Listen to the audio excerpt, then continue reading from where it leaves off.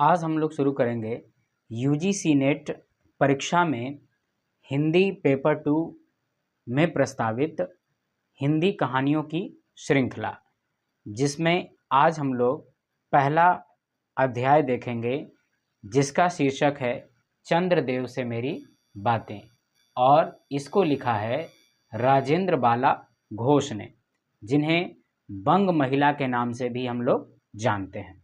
तो चलिए शुरू करते हैं आज का अध्याय।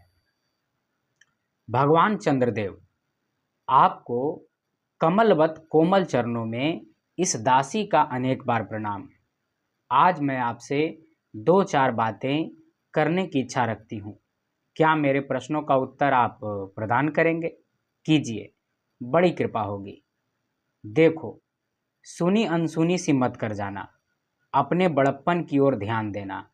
अच्छा, कहती हूँ सुनो।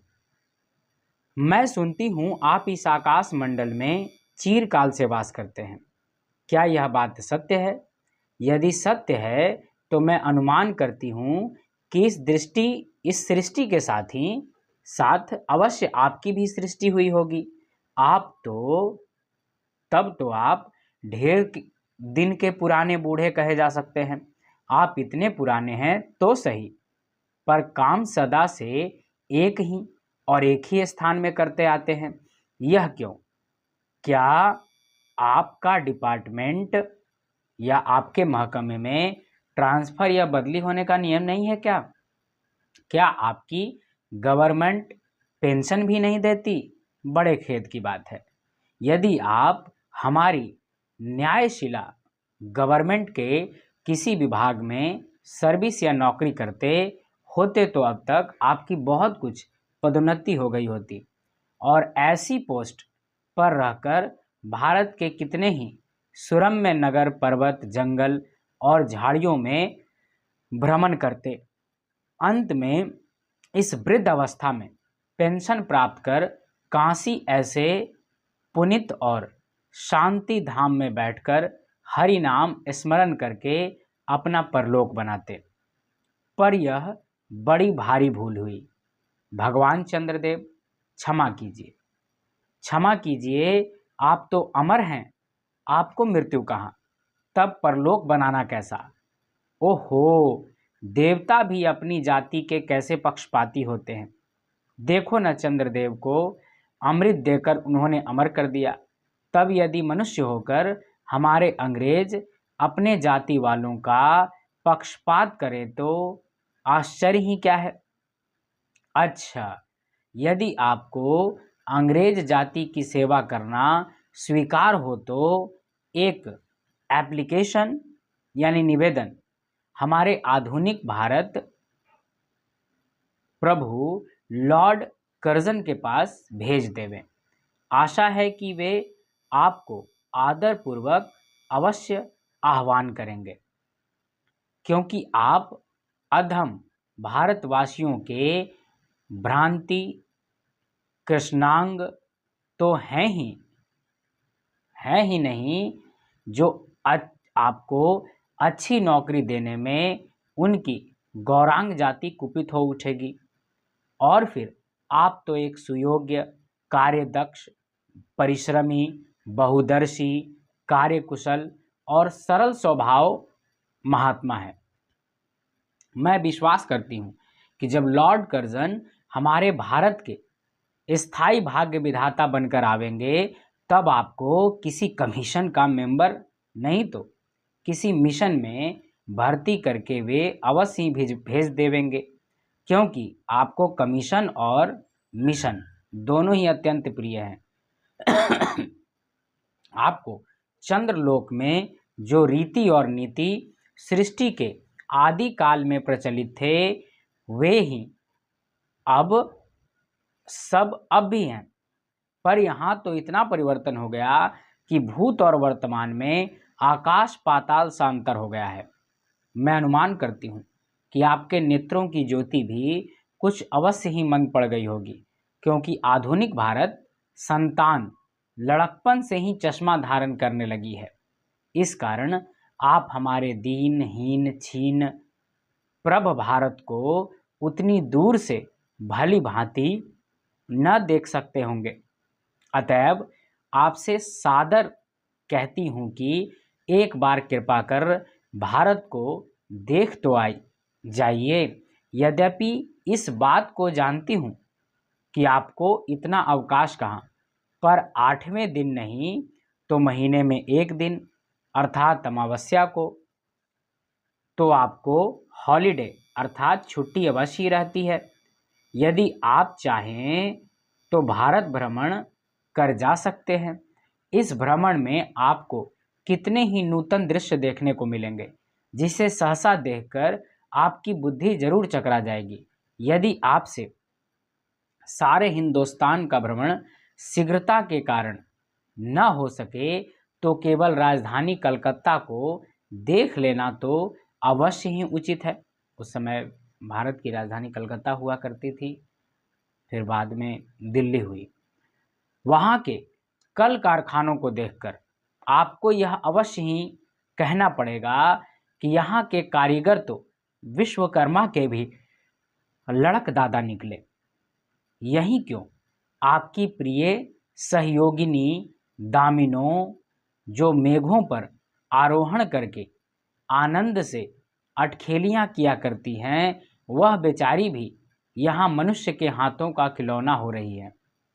भगवान निशानाथ, जिस समय आप अपनी निर्मल चंद्रिका को बटोर मेघमाला अथवा पर्वतों की ओट से सिंधु की गोद में जा सकते हैं, उस समय यदि नीरद, वासिनी, विश्व मोहिनी, सौदामिनी अपने उज्जवल मूर्ति से आलोक प्रदान कर रात को दिन बना देती है, आपके देवलोक में जितने देवता हैं उनके वाहन भी उतने हैं।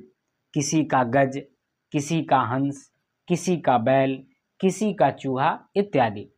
पर यहाँ तो सारा बोझ आपकी चपला और अग्निदेव के माथे मढ़ा गया है। क्या ब्राह्मण, क्या क्षत्रिय, क्या वैश्य, क्या शूद्र, क्या चांडाल, सभी के रथों का वाहन वही हो रही है। हमारे श्वेतांग महाप्रभु गण को जहाँ पर कुछ कठिनाई का सामना आ पड़ा, झट उन्होंने इलेक्ट्रिसिटी, बिजली को लापटका।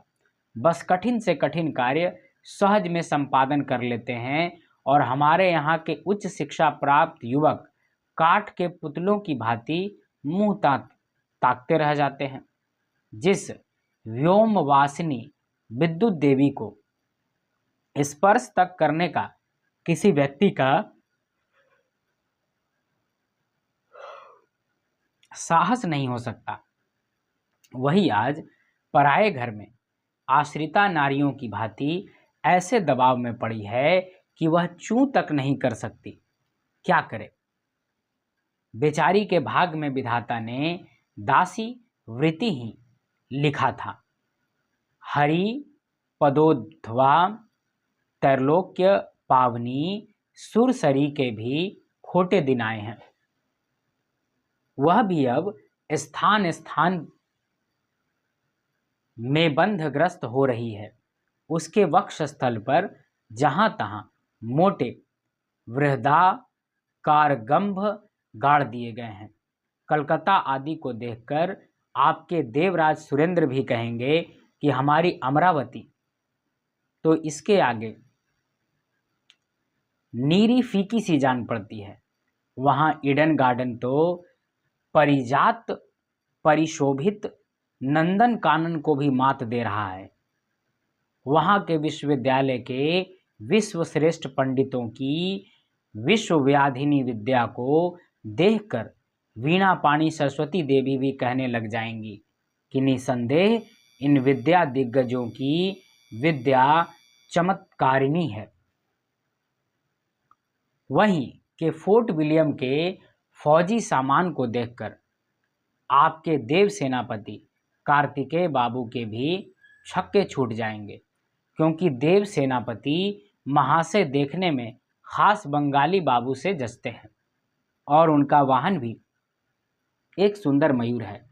बस इससे उनके वीरत्व का भी परिचय खूब मिलता है। वहाँ के मिंट अर्थात टकसाल को देखकर सिंधु तनया, आपकी प्रिय सहोदरा कमला देवी तथा कुबेर भी अकचका जाएंगे। भगवान इंद्रदेव इन्हीं सब विश्वमयोत्पादक अपूर्व दृश्यों का अवलोकन करने के हेतु आपको सादर आमंत्रित तथा सविनय आहूत करती हूँ। संभव है कि यहाँ आने से आपको अनेक लाभ भी हों। आप जो अनादिकाल से निज उज्ज्वल वपु में कलंक की कालिमा लेपन करके कल्कि शशांक, शशधर, शशलांछन आदि उपाधि मालाओं से भूषित हो रहे हैं, सिंधु तनय होने पर भी जिस कालिमा को आप आज तक नहीं धो सके हैं, वही आजन्म कलंक शायद यहाँ के विज्ञानविद पंडितों की चेष्टा को छू जाए। जब बंबई में स्वर्गीय महारानी विक्टोरिया देवी की प्रतिमूर्ति से काला दाग छुड़ाने में प्रोफेसर गज्जर महाशय फलीभूत हुए हैं, तब क्या आपके मुख की कालिमा छुड़ाने में वे फलीभूत ना होंगे? शायद आप यह बात भी अभी तक विदित नहीं हुई, शायद आप पर यह बात अभी तक विदित नहीं हुई कि आप और आपके स्वामी सूर्य भगवान पर अब हमारे भूमंडल की छाया पड़ती है, तभी आप लोगों पर ग्रहण लगता है। पर आपका तो अब तक वही पुराना विश्वास बना हुआ है कि जब कुटिल ग्रह राहु आपको निगल जाता है तभी ग्रहण होता है। पर ऐसा थोथा विश्वास करना आप लोगों की भारी भूल है। अतः हे देव, मैं विनय करती हूँ कि अब आप अपने हृदय से इस भ्रम को जड़ से उखाड़ कर फेंक दें। अब भारत में न तो आपके और न आपके स्वामी भुवन भास्कर सूर्य महाशय ही के वंशधरों का साम्राज्य है, और न अब भारत की वह शस्य श्यामला स्वर्ण प्रसूता मूर्ति ही है। अब तो आप लोगों के अज्ञात एक अन्य द्वीपवासी परम शक्तिमान गौरांग महाप्रभु इस सुविशाल भारतवर्ष का राज्य वैभव भोग रहे हैं। यहाँ गौरांग अर्थात गोरे वर्ण का कहा गया है अंग्रेजों को। अब तक मैंने जिन बातों का वर्णन आपसे स्थूल रूप में किया, वह सब इन्हीं विद्या विशारद गौरांग प्रभुओं के कृपा कटाक्ष का परिणाम है। यूँ तो यहाँ प्रतिवर्ष पदवीदान के समय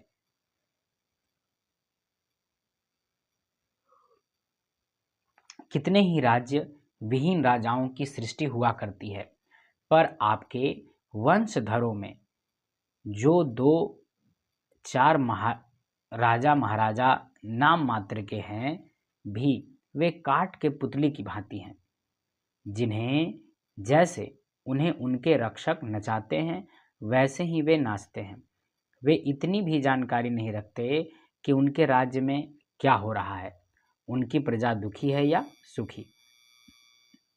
यदि आप कभी भारत भ्रमण करने को आएं तो अपने फैमिली डॉक्टर धन्वंतरी महाशय को और देवताओं के चीफ जस्टिस चित्रगुप्त को साथ अवश्य लेते आएं। आशा है धन्वंतरी महाशय यहाँ के डॉक्टरों के सन्निकट चिकित्सा संबंधी बहुत कुछ शिक्षा लाभ कर सकेंगे। यदि प्लेग महाराज ईश्वर न करे आपके चंद्रलोक या देवलोक में घुस पड़े तो वहाँ से उनको निकालना कुछ सहज बात न होगी। यहीं जब चिकित्सा शास्त्र के बड़े बड़े पारदर्शी उन पर विजय नहीं पा सकते, तब वहाँ आपके देवलोक में जड़ी बूटियों के प्रयोग से क्या होगा।